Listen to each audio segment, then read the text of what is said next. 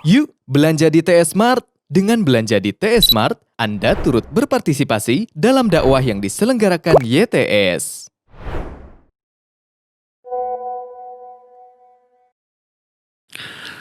Bismillahirrahmanirrahim. Assalamualaikum warahmatullahi wabarakatuh. Alhamdulillah wassalatu wassalamu ala Rasulillah Muhammad ibn Abdullah wa ala alihi wa ashabihi wa mawalah wa man tabi'ahum bi ihsanin ila yaumil qiyamah. Wa ba'd. Alhamdulillah kita kembali berjumpa membicarakan tentang surga. Poin terakhir yang kita bahas di dalam surga adalah tentang istana dan kemah-kemah di surga. Sekarang kita bahas 2 poin yang ada di surga. Pertama cahaya, yang kedua aroma. Salah satu hal yang membuat kita merasa nyaman hidup di alam dunia adalah karena cahaya. Adanya cahaya membuat suasana menjadi terang benderang. Kita bisa melihat apapun dengan jelas dan gamblang. Cahayalah yang mengusir rasa takut dan mencekam dalam diri kita. Berbeda apabila kita dalam keadaan gelap. Gelap itu mengkondisikan suasana yang mencekam, yang menakutkan, yang membuat tidak nyaman. Oleh karena itulah maka di surga ada cahaya. Cahaya tersebut berasal dari arah arsy Allah Subhanahu wa ta'ala. Tentang adanya cahaya diisyaratkan oleh Al-Quranul Karim dan diterangkan oleh para ulama tentang isyarat dari ayat-ayat tersebut. Berkata Imam Al-Qurtubi rahimahullahu ta'ala kitab At-Tadhkirah. Qala al-ulama, laisa fil jannati laylun wa naharun, wa innama hum fi nurin daimin abadan. وإنما يعرفون مقدار الليل بإرخاء الحجب وإغلاق الأبواب ويعرفون مقدار النهار برفع الحجب وفتح الأبواب. ذكره عبد الفارز ابن الجوزي رحمه الله تعالى. Kata Imam Al-Qurtubi, telah berkata para ulama, di surga tidak ada siang, juga tidak ada malam. Yang ada hanyalah cahaya yang memancar terus-menerus secara abadi. Mereka, para ahli surga, hanyalah mengetahui kadar malam dengan diturunkannya hijab dan ditutupnya pintu-pintu. Serta mengetahui kadar malam dengan cara mengetahui kadar siang dengan cara diangkatnya hijab dan dibukakannya pintu-pintu. Ini diterangkan oleh Abul Faraj Ibnul Jauzi rahimahullahu ta'ala dan dikutip oleh Imam Al-Qurtubi rahimahullahu ta'ala. Adapun ayat Al-Quran yang mengisyaratkan adanya cahaya adalah, berkata Imam Ibnu Katsir dalam menerangkan surah Maryam ayat 62 dan 63. Allah Subhanahu wa ta'ala berfirman, walahum rizquhum fiha bukratan wa ashiyya. Tilkal jannatul lati nurithu min ibadina man kana taqiyya. Kata Allah Azza wa Jalla, bagi mereka, bagi para ahli surga, ada rizki di dalamnya. Bukrata wa ashiya, setiap pagi dan petang. Itulah surga yang kami wariskan kepada hamba-hamba kami yang bertakwa. Jadi di dalam ayat ini ada apa? Ada pagi dan ada petang. Apa maknanya? Berkata Imam Ibnu Katsir, ay fi mithli waqtil bukarat wa waqtil ashiyat la anna hunaka lailan wa nahara walakinnahum fi awqatin tata'aqabu ya'rifuna madiyaha biadwa'in wa anwarin. Makna mereka itu memperoleh rizki setiap pagi dan petang, artinya pada waktu seperti pada waktu pagi dan petang. Bukan berarti bahwa di sana ada malam dan ada siang, tapi ada waktu-waktu yang susul menyusul yang menyebabkan mereka mengetahui terang benderangnya itu dengan adanya cahaya dan sinar. Itu diterangkan oleh Imam Ibnu Katsir dalam kitab Tafsir Ibnu Katsir, Tafsirul Quranil Azim, juz yang keempat, halaman 471 ketika menerangkan surah Maryam ayat 62 tadi. Berkata Syekhul Islam Ibn Taimiyah rahimahullah tentang masalah ini. Fil jannati laysa fiha syamsun wala qamar, la laylun wala nahar, lakin tu'raful bukratu wa asyiyah binurin yadharu min qibalil arsh. Di surga itu tidak ada matahari juga tidak ada bulan, tidak ada malam dan tidak ada siang, tapi diketahui waktu pagi dan petang dengan adanya cahaya yang muncul dari balik arsy. Kita di dunia mengetahui atau merasakan perbedaan cahaya yang tercipta, yang terkondisi dalam kehidupan di dunia ini. Walaupun sumbernya kita tahu matahari, tapi suasana, kemudian triknya, kadar triknya matahari itu berbeda antara pagi, antara siang dengan antara sore. Dan yang paling nyaman adalah pagi dan sore. Tidak terlalu terik, tapi juga tidak gelap. Cahaya cukup memuaskan untuk melihat segala sesuatu dengan jelas. Nah, disebutkan di sini setiap pagi dan petang menunjukkan nyamannya suasana, seperti nyamannya suasana pagi dan petang, yang cahayanya tidak terlalu panas, tidak terlalu menyilaukan, dan membuat suasana nyaman. Orang berburu-buru memanfaatkan sinar matahari pagi untuk berjemur sehingga hangat. Kemudian sore juga demikian. Karena apa? Karena suasananya yang nyaman. Sore hari orang-orang, anak-anak keluar untuk bermain, menikmati suasana sore. Demikian juga pagi. Ya, oleh karena itulah maka disebut pagi dan sore. Tidak disebut tengah hari ataupun malam. Itu karena kondisi ternyaman dalam kehidupan kita di dunia yang berkaitan dengan cahaya matahari adalah pagi dan sore. Makanya disebutkan demikian. Bukan berarti kalau ada pagi ada sore, berarti ada siang ada malam. Kalau ada siang ada malam berarti ada matahari ada bulan. Tidak demikian. Seperti perkataan Syekhul Islam yang disebutkan dalam Majmul Fatawanya, wal jannah laisa fiha syamsun wala qamar wala laylun wala nahar lakin tu'raful bukratu wal asyiyatu binurin yadharu min qibalil arsh. Di surga itu tidak ada matahari, tidak ada bulan, tidak ada malam, tidak ada siang. Tapi diketahui saat pagi ataupun sore untuk menunjukkan, disebutnya pagi dan sore untuk menunjukkan nyamannya suasana yang tercipta, dan itu disebabkan karena cahaya yang muncul dari arah arsy.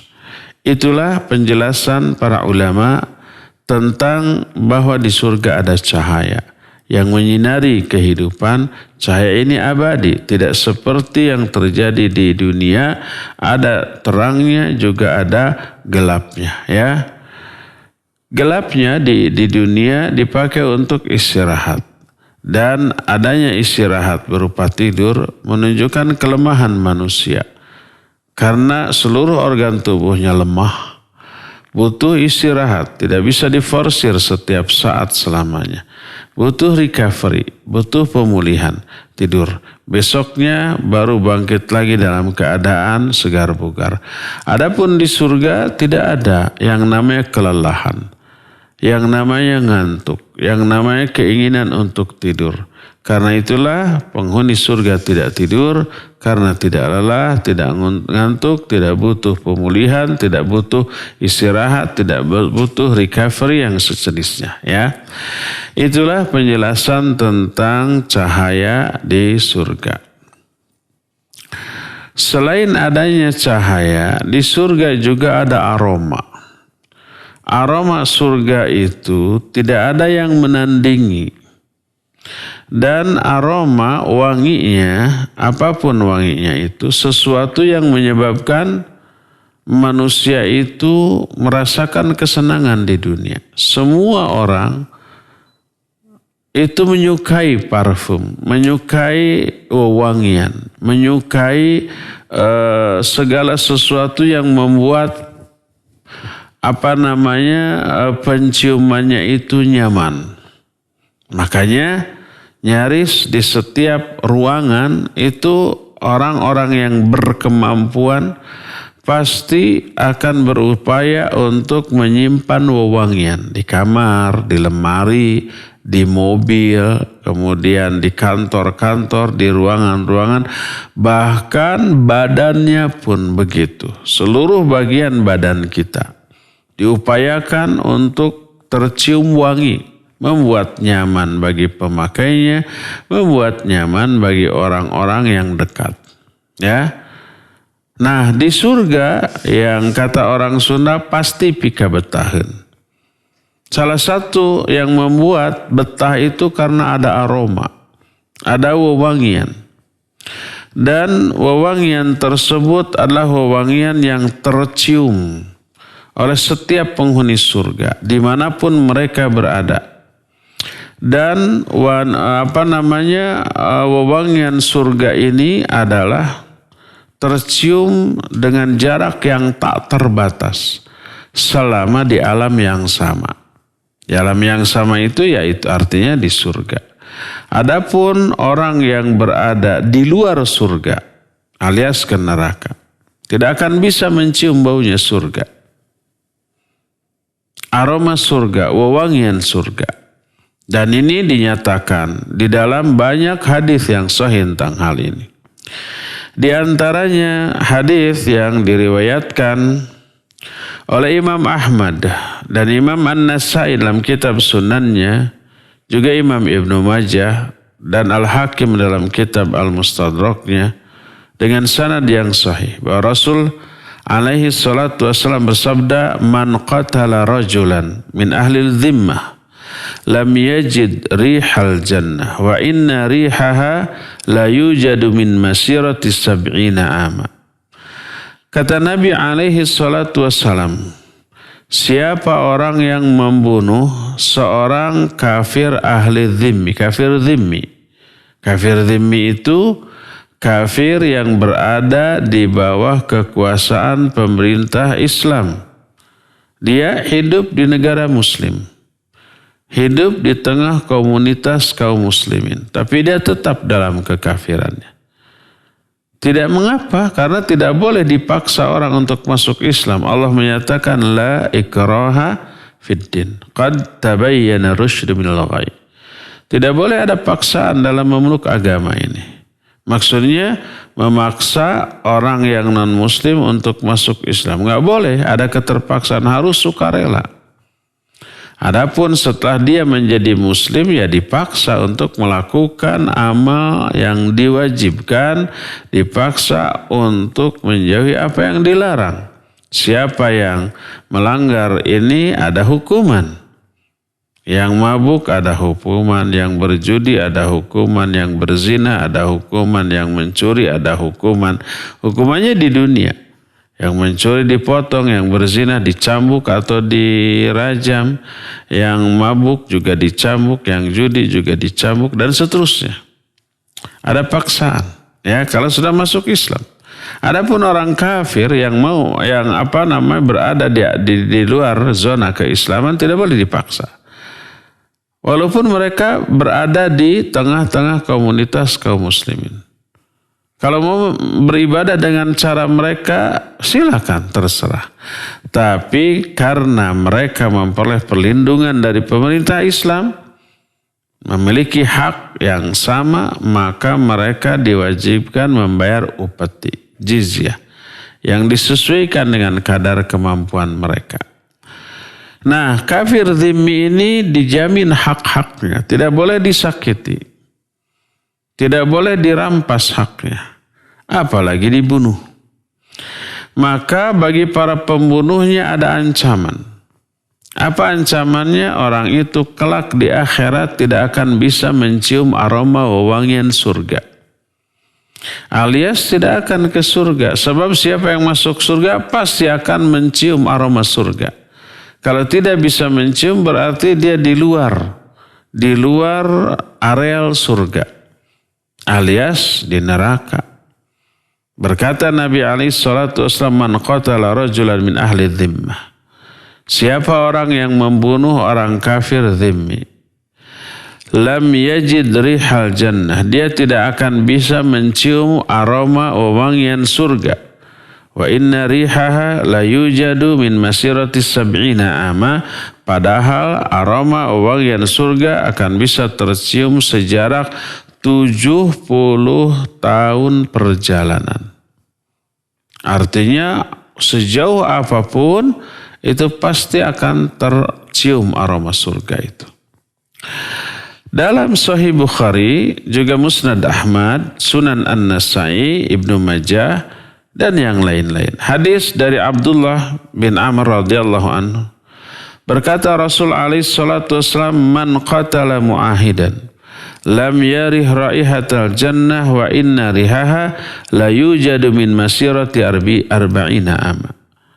Kata Rasul alaihi salatu wasallam, siapa orang yang membunuh kafir mu'ahid. Mu'ahid itu orang kafir tidak tunduk kepada pemerintah Islam karena memiliki power yang seimbang dengan kaum muslimin, dengan kekuatan pemerintah Islam. Tapi akhirnya mengadakan perjanjian damai. Ya, berupa negara. Kemudian membentuk semacam koalisi. Membentuk semacam perjanjian damai. Boleh nggak berkoalisi dengan orang kafir? Nabi SAW melakukan itu. Dengan Yahudi Bani Quraidah. Mengadakan perjanjian damai. Ya. Berjanji saling membantu, saling membela. Kalau ada musuh yang menyerang, maka harus bantu siapapun yang diserangnya, gitu. Kalau orang kafir yang diserang, orang mukmin membela. Kalau orang mukmin yang diserang, orang kafir ahdi ini membela. Begitu. Itu namanya kafir ahdi. Kafir ahdi sama, memiliki hak yang sama. Tidak boleh untuk diganggu, apalagi dibunuh. Siapa yang membunuhnya dosa besar, diancam dengan ancaman di akhirat. Nabi SAW menyatakan man qatala mu'ahidan, siapa orang yang membunuh kafir ahdi, lam yarih raihatal jannah, dia tidak bisa mencium baunya surga. Padahal aroma surga itu akan tercium sejauh 40 tahun perjalanan. Nah, itu di antara hadis-hadis yang mengisyaratkan bahwa surga itu ada aroma. Kalau itu tadi ancaman tidak bisa mencium aroma surga itu bagi orang mukmin yang membunuh orang kafir. Baik kafir ahdi ataupun kafir dhimmi. Adapun kalau kafir harbi terus di medan perang ya dibunuh atuh. Kalau tidak dibunuh dia akan membunuh kita dan membunuhnya berpahala. Jangankan membunuh, ya, menimpakan kerugian kepada orang kafir itu dicatat sebagai amal soleh. Menimbulkan kedongkolan kepada orang kafir harbi itu dicatat sebagai amal soleh juga. Ada enggak dosa lain yang terancam dengan ancaman tidak akan mencium aroma surga? Ya ada. Di antaranya wanita tuh, ya. Ayyuma imra'atin talabat min zawjiha talaq lam tarih raihatal jannah. Wanita mana saja, istri mana saja yang menuntut cerai kepada suami bi ghairi udhrun syar'iyyin, tanpa udzur syar'i, minta cerai tapi alasannya tidak syar'i, maka dia juga tidak akan bisa mencium baunya surga. Dan ini menunjukkan ancaman neraka bagi wanita yang seperti itu. Sebab apa? Sebab suami itu kunci surga atau nerakanya bagi setiap istri. Walaupun dia ahli ibadah, rajin sholat, rajin saum, tapi membuat mangkal dan jengkel suaminya, maka ancamannya dia tidak akan dimasukkan ke dalam surga. Nabi SAW suatu saat kedatangan seorang wanita. Ditanya, kamu sudah menikah? Ya. Bagaimana sikap kamu kepada suamimu? Oh, kata istri ini, aku tidak ada suatu pun perintah suami kecuali aku pasti melakukannya kecuali yang aku tidak mampu. Apa kata Nabi SAW? Unduri kaifa anti lahu fa innahu jannatuki wa naruki. Perhatikan bagaimana sikapmu kepada suamimu. Karena sungguhnya suamimu itu surgamu ataukah nerakamu. Ya, sampai-sampai kalau seorang istri melakukan ibadah sunnah tapi mengabaikan hak suami, maka ibadahnya itu tertolak, tidak diterima dan dia dosa. Seperti contohnya apa? Contohnya umpamanya istri melakukan saum sunnah. Padahal suaminya ada di rumah. Tanpa izin. Tanpa wewenang yang diberikan oleh suaminya. Langsung saja Senin Kamis dia saum. Tanpa izin kepada suami. Padahal mungkin suami membutuhkannya. Pas suaminya mendekatinya karena ada hajat, istrinya menyatakan maaf, saya lagi saum nih. Menunaikan hak Allah. Keliru dia, ya. Maka wanita mana saja, ya, yang melakukan saum sunnah tanpa izin suaminya maka terlarang, tidak boleh. Tidaklah halal bagi seorang wanita melakukan saum padahal suaminya ada di rumahnya. Bayangkan untuk melakukan ibadah sunnah. Apapun ibadah sunnah, tidak hanya saum. Salat sunnah, tahajud dan seterusnya padahal suaminya membutuhkannya. Bayangkan apabila si istri itu tidak melakukan ibadah apapun baik fardu apalagi juga sunnah. Kemudian rileks begitu saja. Kemudian suaminya punya hajat, punya keperluan kepada istrinya lalu menolak. Hanya karena tidak mood, maka dosanya lebih besar. Kalau sampai mangkal, sampai umpamanya kehel kesal, maka semalam itu istri itu dilaknat oleh para malaikat. Nah, jadi suami adalah kunci surga atau neraka bagi istrinya. Siapa saja istri yang durhaka kepada suami, sehebat apapun ibadahnya, dia tidak akan bisa mencium baunya surga. Dari semua keterangan tadi kita bisa memahami bahwa di surga itu ada aroma, ada wangian. Oh, surga itu wangi. Surga itu aromanya menyenangkan.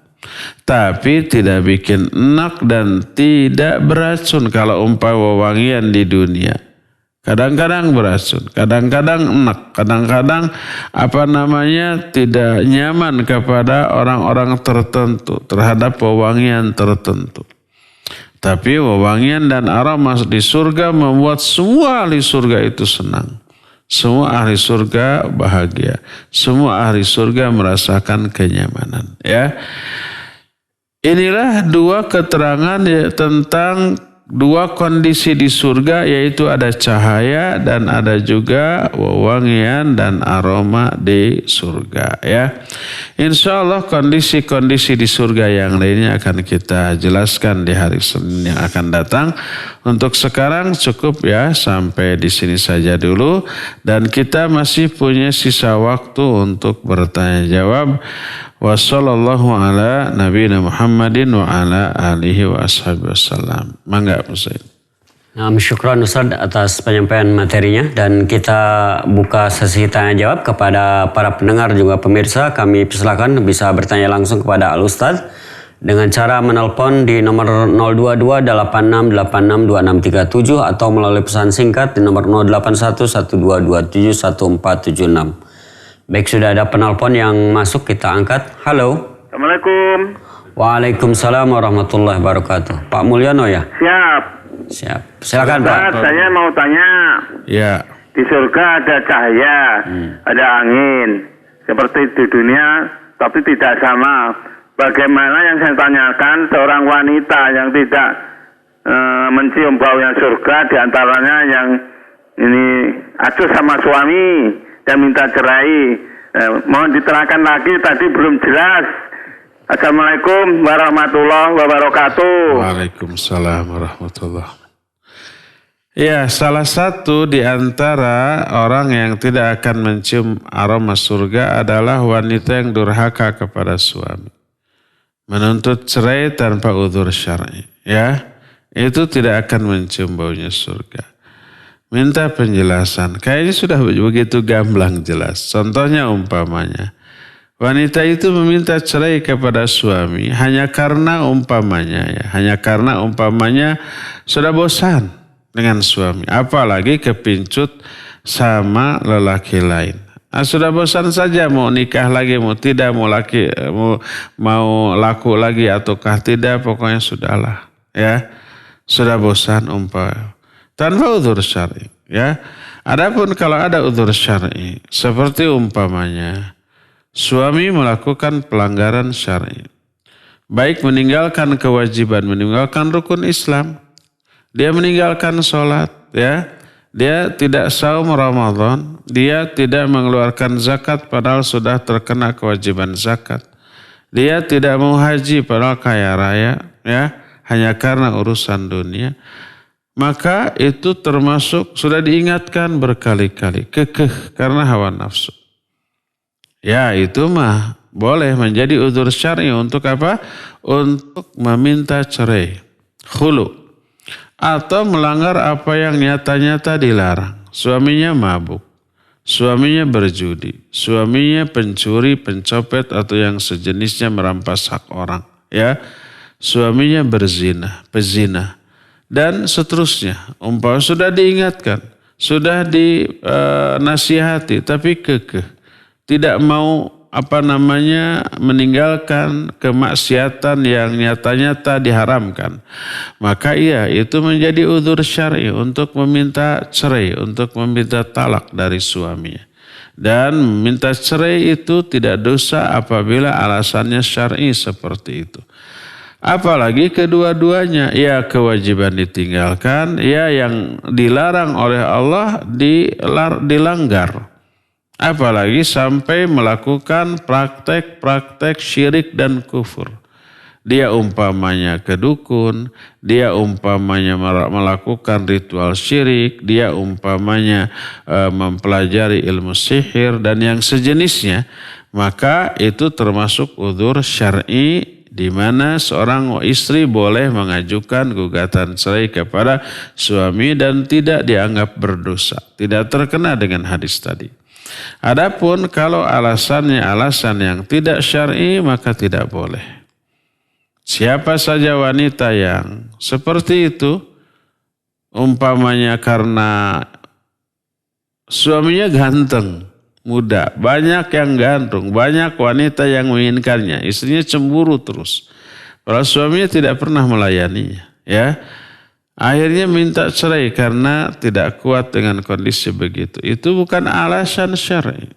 Ya, saya mah lebih baik nikah kepada yang goreng patut biar nggak ada yang yang menginginkannya. Akhirnya dia menikah kepada yang goreng patutnya malah beki ke AWW. Akhirnya ditadud juga. Ada yang seperti itu, ada. Jadi bukan kasep dan goreng patutnya, tapi karakternya, ya. Selama dia soleh, alhamdulillah. Ya soleh, ya ganteng, ya alhamdulillah. Kalau banyak yang mau, ya wajar. Ya, siapa yang tidak mau kepada yang soleh dan yang ganteng. Dan yang penting adalah karakteristik suaminya tidak cunihin gitu. Ya. Nah, oleh karena itulah maka kalau alasan meminta cerainya karena hal itu, maka terkena dengan hadis tadi. Dia tidak akan mencium aroma surga. Wallahu a'lam. Silakan. Nah, syukran Ustaz atas jawabannya. Kita angkat penelpon yang berikutnya. Halo.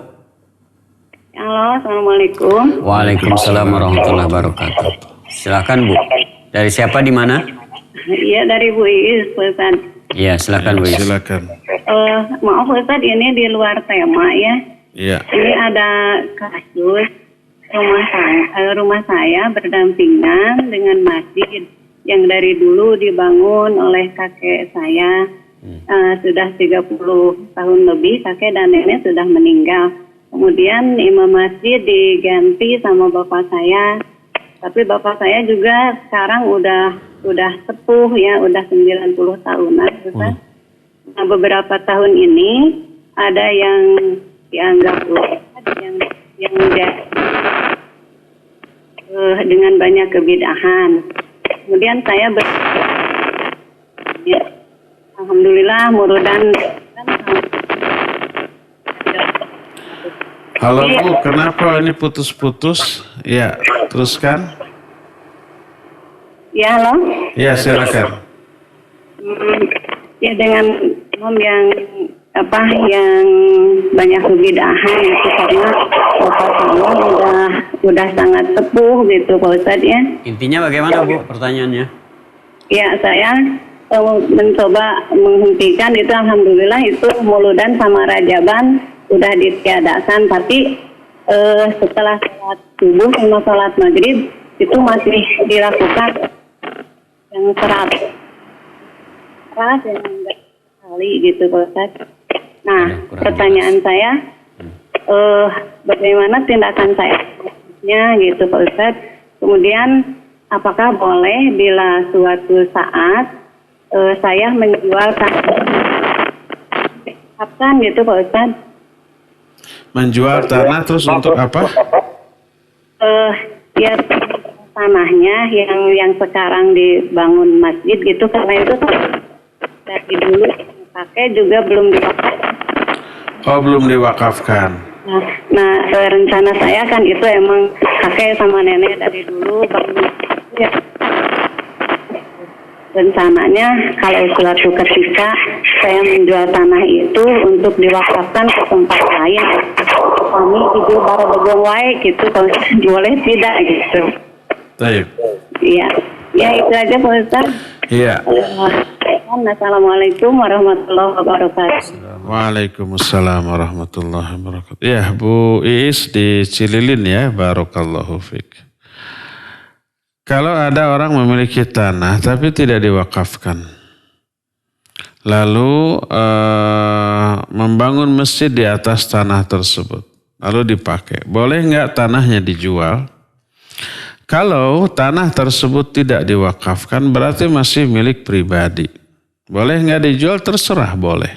Ya, secara syar'i boleh. Kemudian dia jual, kemudian uangnya dia alihkan ke tempat lain, lalu dibangun masjid lagi di sana. Yang dikelola oleh umpamanya orang yang dipercaya ilmunya dan akidah serta manhajnya, pemahamannya. Sehingga mengalir pahala pengamalan sunnah di sana. Ya, terus diwakafkan. Ya, boleh, itu lebih bagus ya. Paling-paling negatifnya adalah menghadapi reaksi masyarakat. Masyarakat menjadi tidak memiliki masjid ya. Paling itu saja, ada reaksi sosial dari masyarakat. Adapun hukum secara syar'i, karena tanah itu tidak diwakafkan, masih milik pribadi, ya boleh dijual. Ya boleh diambil, boleh dialih fungsikan. Ini kan tanah saya mau pakai ini untuk membuat rumah karena saya butuh rumah untuk anak saya umpamanya. Akhirnya masjid tersebut diubah fungsinya menjadi rumah. Secara syar'i boleh saja, cuma dia pertama kehilangan ladang pahala dari amal ibadah yang dilakukan di masjid itu. Yang kedua ada reaksi masyarakat. Ya, adapun yang pertama tadi umpamanya kehilangan ladang pahala tidak, karena ini dialihkan ke masjid atau disumbangkan ke masjid lain yang nyunnah, kemudian masjid tersebut direnovasi atau diperbesar. Karena masjid yang nyunnah tersebut tidak lagi nampung jumlah jamaah yang datang, akhirnya diperbesar. Biayanya dari sana. Mengalihkan masjid tadi, dijual tanahnya, kemudian uangnya disumbangkan, ya, diumumkan ke masyarakat. Ini tetap jadi masjid, cuma di tempat lain, ya. Secara syar'i boleh, cuma paling ada reaksi sosial dari masyarakat. Silakan diantisipasi kalau memang demikian. Pikirkan juga warga di sana bagaimana sholatnya kalau memang sudah tidak ada masjid. Kecuali kalau memang di area itu ada masjid yang dekat. Yang jaraknya kurang dari 100 meter umpamanya, ya nggak masalah gitu ya. Silakan. Hanya pasti ada reaksi secara sosial dari masyarakat. Wallahu a'lam. Silakan lagi. Jawabannya. Kita angkat penelpon berikutnya. Halo. Assalamualaikum warahmatullahi wabarakatuh. Waalaikumsalam warahmatullahi wabarakatuh. Dari siapa di mana Bapak? Saya dari Abu Safia di Parompong, Hidung. Oh, silakan. Pak Ustadz mau tanya, maaf Pak Ustadz ini urgent, cuman saya agak di luar tema Pak Ustadz. Ya. Anak saya tuh mau ngawinin anak saya Pak Ustadz dengan pacarnya. Cuman satu sisi pacarnya ini tidak dapat persetujuan dari pihak lakinya Pak Ustadz. Anak Bapak putri putra? Putri. Kenapa Pak Ustadz? Anak Bapak putri? Putih saya Pak, Iya. Putih. Iya. Cuman kan karena saya khawatir dengan kondisi situasi mereka sekarang Pak Ustadz. Iya. Sehingga saya mau dengan tegas saya sudah bilang ke pacarnya untuk segera menikahkan anak saya. Cuman pacarnya sudah setuju Pak Ustadz, cuman orang tuanya tidak setuju Pak Ustadz. Orang tua mana Pak? Orang tua lakinya. Cowoknya itu. Iya. Gimana jalan keluarnya Pak Ustadz ya? Saya juga karena ketakutan sering datang ke rumah, terus saya suruh keluar, terus kadang jalan sendiri, jadi suka ngumpet-ngumpet Pak Ustadz. Kita takut ada apa-apa Ustadz di kemudian hari gitu Pak Ustadz. Iya. Terima kasih Pak Ustadz. Assalamualaikum warahmatullahi wabarakatuh. Waalaikumsalam warahmatullahi wabarakatuh. Ya, barakallahu fiik. Iya, inilah perlunya pendidikan ya kepada anak sejak dini. Jangan sampai anak tidak terdidik, dibiarkan liar begitu saja sehingga ketika menjelang ABG dewasa gitu, pergaulannya tidak terkontrol, punya pacar, bobogohan, pacaran, kalau di rumah terkontrol tapi seringkali backstreet, jalan belakang, ya, ngumpet-ngumpet. Dikhawatirkan nanti terjadi hal-hal yang tidak diinginkan. Tapi kalau si anak terdidik sejak kecil pergaulannya, ya, dididik ngaji, insya Allah tidak akan demikian. Nah, sekarang ini sudah kejadian, sudah terlambat untuk dididik, ya. Apa yang harus dilakukan? Ya, pertama tadi nikahkan. Kalau umpamanya orang tuanya belum setuju, ketika bilang, anaknya yang bilang, coba orang tua si istri menghubungi orang tua yang laki-laki. ceritakan kondisinya. Mereka itu sudah sangat dekat sekali, khawatir terjadi apa-apa, terjerumus ke dalam perzinahan dan seterusnya. Dan itu bisa bermasalah bagi kita semua, ya.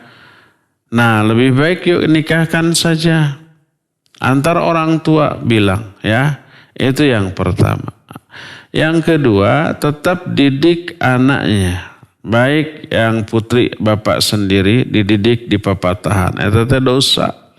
Apa yang dilakukan oleh anak, dosanya nanti kecipratan ke orang tua.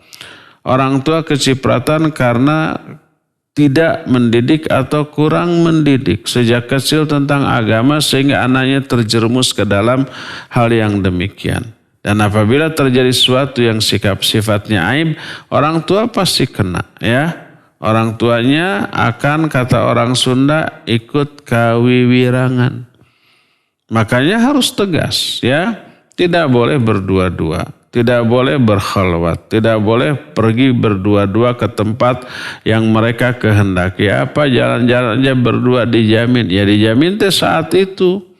Saat ada banyak orang, ketika sedang berdua di tempat sepi, siapa yang bisa menjamin? Diri mereka sendiri tidak akan bisa menjamin bahwa mereka akan selamat dari jebakan setan laknatullahi alaih. Jadi papatahan, nasihati kedua-duanya secara tegas. Dan ada larangan secara tegas, jangan berdua-dua, jangan apel-apelan, jangan berpacaran. Sampai mereka diizinkan untuk menikah, ya. Harus tegas, karena apa? Karena ini menyangkut dosa atau pahala. Kalau dibiarkan berdosa, kalau dipertegas akan pahala, gitu ya. Jadi itulah langkah-langkah yang harus dilakukan oleh orang tua dari putri ini. Wallahu a'lam. Silakan lagi. Ustaz atas jawabannya. Kita beralih dulu ke pesan singkat. Ada 2 orang yang bertanya yang senada Ustaz, satu dari Abdullah di Bandung dan yang kedua dari Abu Rausan di Bandung juga.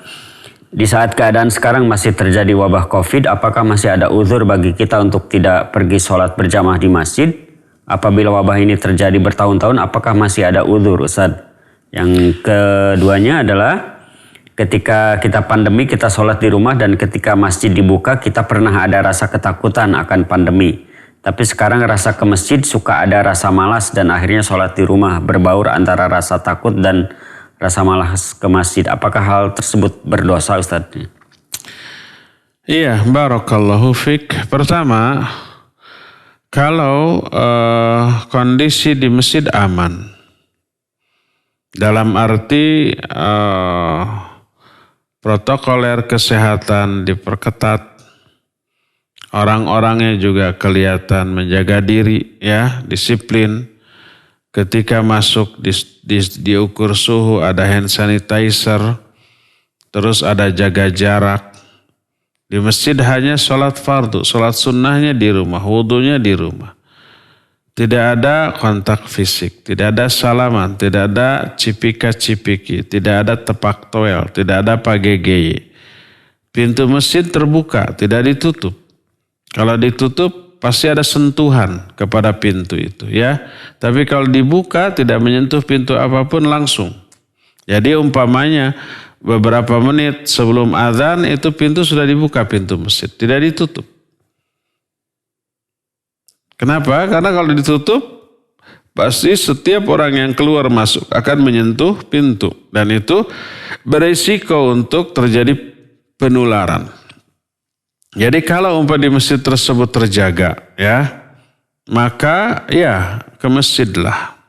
Tapi kalau masjid itu tidak terjaga, asal semua orang bisa masuk, pintunya ditutup, kemudian banyak orang yang tidak pakai masker dan seterusnya, khawatir ya menjadi media penularan, maka ya menjadi uzur syar'i untuk sholat di rumah dan tidak berdosa.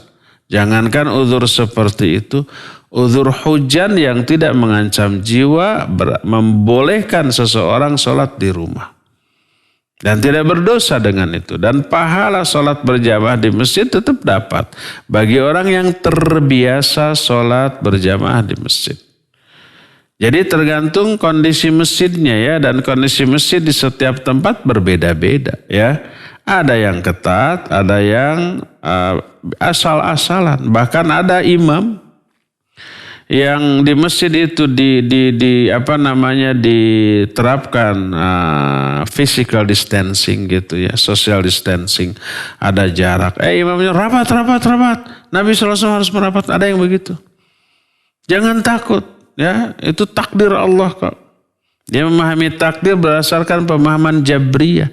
Takdir Allah itu tidak menafikan ikhtiar. Ikhtiar wajib tetap dilakukan. Setelah ikhtiar maksimal tetap kena baru takdir. Jangan sampai hanya mengandalkan takdir Allah tapi tanpa ada ikhtiar. Nah kalau ada imam yang seperti jangan diturut. Karena apa? Karena ini menyangkut urusan nyawa. Emang bisa merenggut nyawa orang gitu kalau terkena? Iya banyak yang sudah mati. Ya realitanya begitu, penjelasan dari ahli kesehatan, ahli medis juga seperti itu, ancamannya nyawa. Dan Nabi SAW menyuruh untuk menghindarkan diri, menjauhkan diri dari wabah seperti ini. Dan itu adalah perintah yang berstatus syar'i.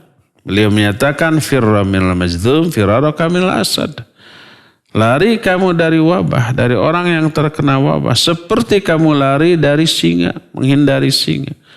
Ya, singa agak mending bisa ditembak. Wabah gak bisa dilawan. Singa masih mending paling 1-2 orang yang kena. Yang dibunuh, diterkam oleh singa. Tapi kalau wabah sekali kena bisa puluhan, ratusan, bahkan ribuan. Satu-satunya cara untuk melawan virus ini ya dihindari sejauh-jauhnya.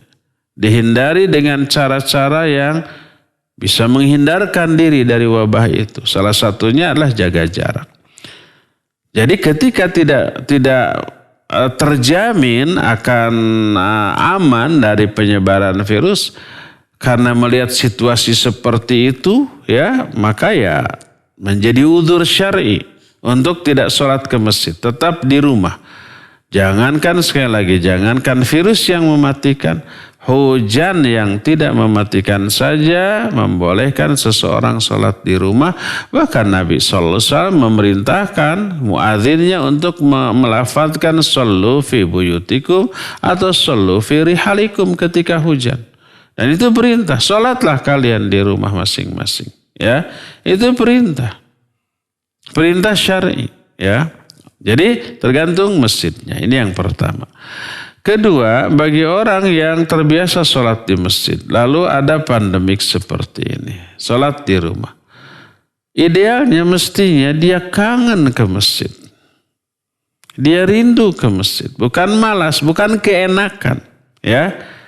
Begitu umpamanya ada masjid yang dibuka dengan penerapan protokoler kesehatan yang ketat, sumringah, ada masjid nih, bisa dibuka, bisa sholat lagi berjamaah, mestinya begitu. Tidak boleh ada rasa malas dan keenakan sholat di rumah, tidak boleh. Ya, karena apa? Karena ini efek dari sholat yang benar adalah dia betah.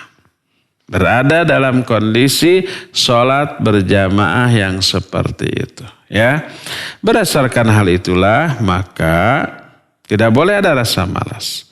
Sholat di rumah bukan keenakan. Tidak ke masjidnya bukan karena malas. Hilangkan hal itu. Satu-satunya alasan kita tidak sholat ke masjid karena takut virus. Takut virus adalah takut tabi'i yang tidak bertolak belakang dengan tauhid. Ya.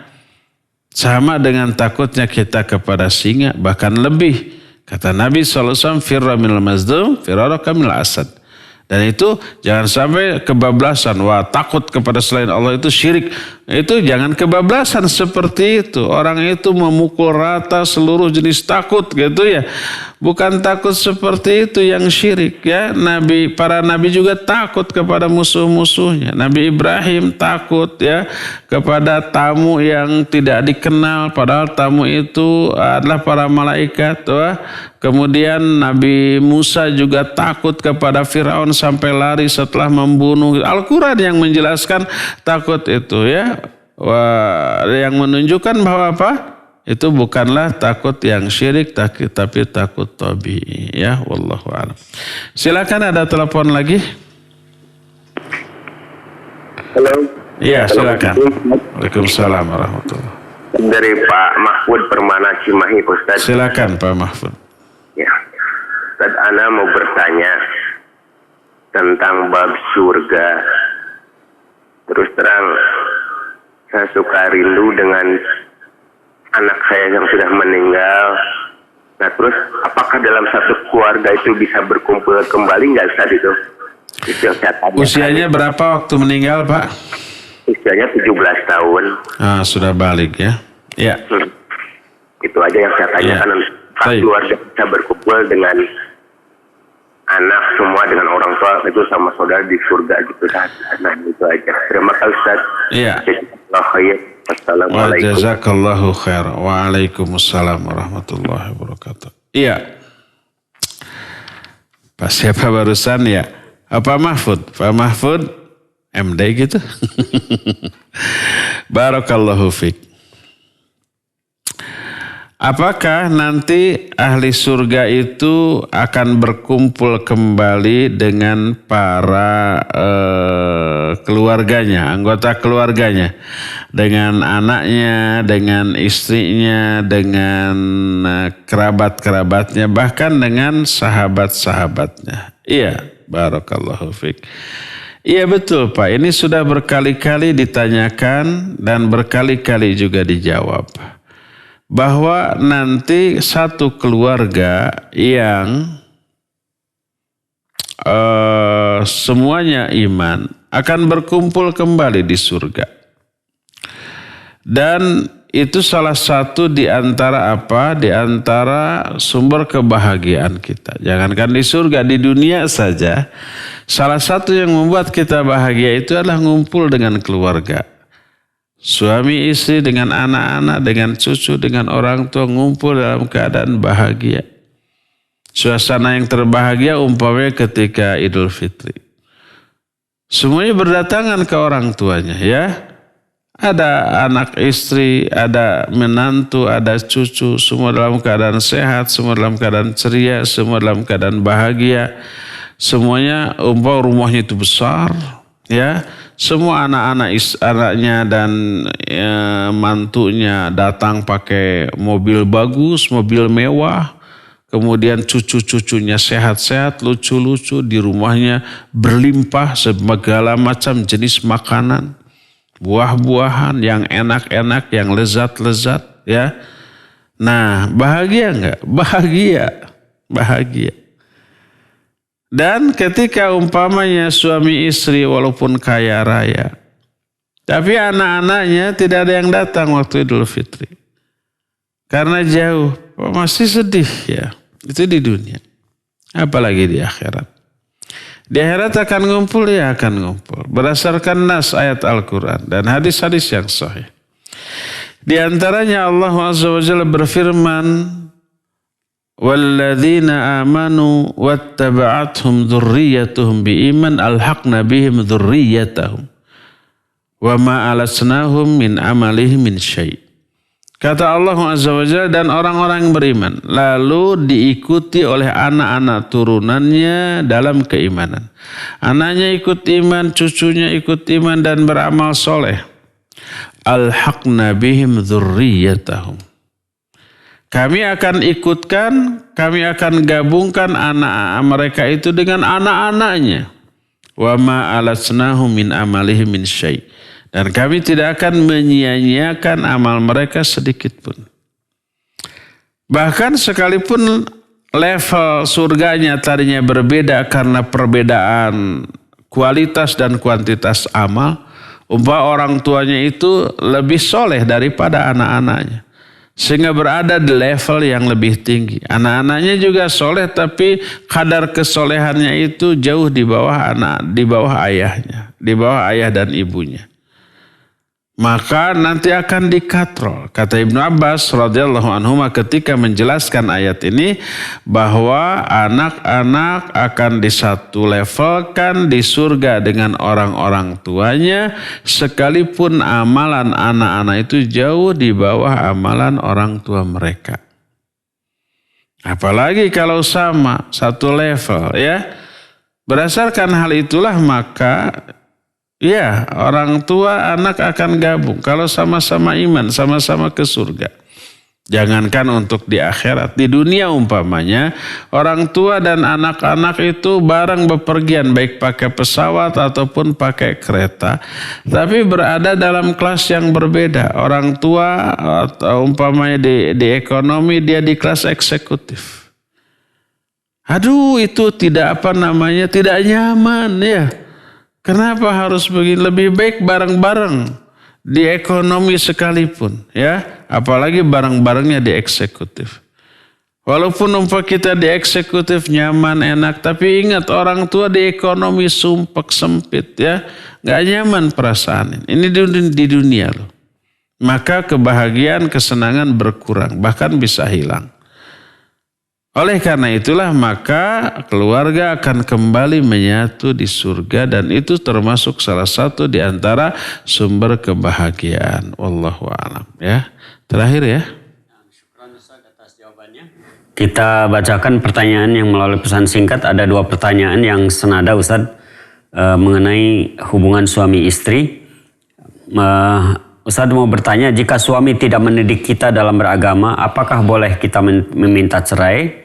Dan yang satunya lagi, bagaimana bila suami yang tidak memberikan nafkah, semua menjadi tanggungan istri, bagaimana menyikapinya, kata Ustaz?